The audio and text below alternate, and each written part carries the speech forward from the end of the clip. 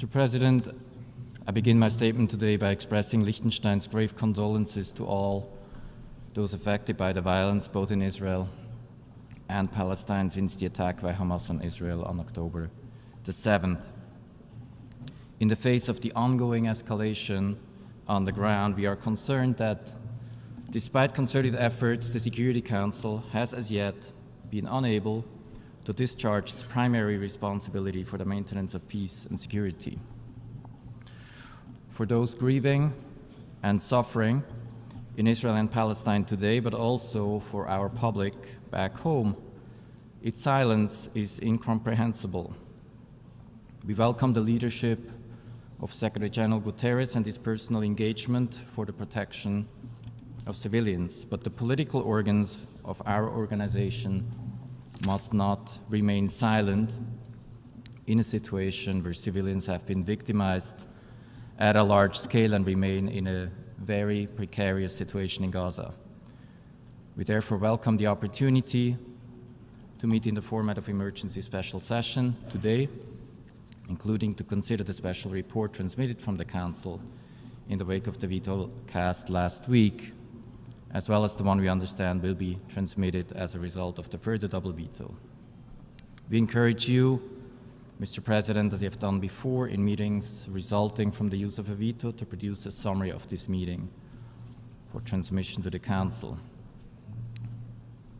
Mr. President, Liechtenstein condemns in the strongest possible terms the heinous terrorist attacks against Israel by Hamas and other groups and the massive violations of international humanitarian law they have committed, including mass killings, torture, abduction, and hostage-taking, and the threat of killing hostages.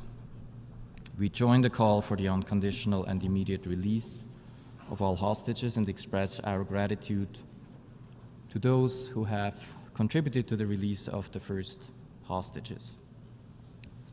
The firing of rockets from Gaza on civilian targets and the deliberate targeting of civilians are grave violations of international humanitarian law, amounting to war crimes and possibly crimes against humanity. Liechtenstein deplores the massive loss of life. We affirm Israel's right to defend itself and to protect its population in accordance with international law. We also underline the need for the full respect of international humanitarian law in this massive crisis of protection of civilians, in particular the principles of distinction and proportionality. Any collective response to Hamas's atrocity crimes must place the protection of civilians and respect for international humanitarian law at its center. The disturbing number of civilian casualties, many of them children, in Gaza are unacceptable. Mr. President, the ongoing investigation of the International Criminal Court into the situation in the state of Palestine has to be an important part of our discussion. Where international humanitarian law is violated at a large scale, accountability is essential. For almost a decade, the court has had jurisdiction over international crimes committed on the territory of the state of Palestine, as well as those committed by Palestinian nationals. This investigation has gained an even increased sense of urgency since October the 7th, particularly the need for clarity concerning some of the most disturbing incidents, such as the explosion at the Al-Ahli hospital, which has resulted in massive casualties, the exact number of which yet remains to be determined. We expect concrete action and pronouncements from the ICC prosecutor. Mr. President, the people of Israel and of Palestine have been brought to this point by a cycle of military retaliation and revenge. Civilians have been paying the price in hurt, grief, and loss for failed policies of those in power and effective control.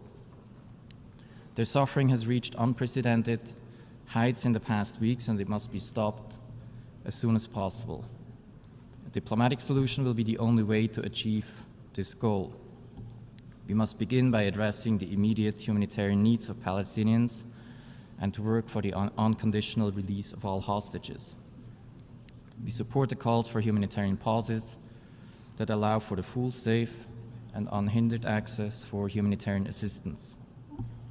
The government of Liechtenstein has decided yesterday to contribute 100,000 Swiss francs to the International Committee of the Red Cross to support its activities, to protect civilians, and to provide humanitarian assistance.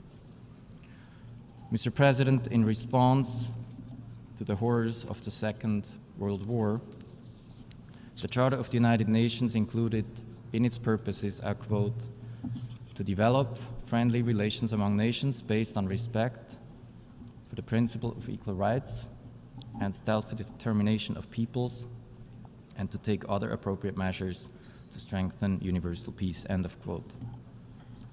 Liechtenstein reaffirms the right of the Palestinian people to self-determination, which is the only way to ensure the rights and to deliver on the aspiration of the Palestinian people, a vision of two states living side by side in peace and security within internationally recognized borders.